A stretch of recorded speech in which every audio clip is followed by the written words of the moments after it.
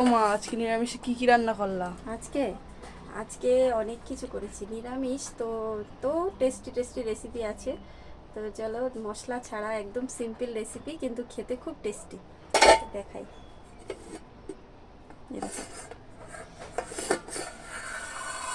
এই যে এখানে আছে ভেন্ডি আলু ভাজা, আর এখানটায় আছে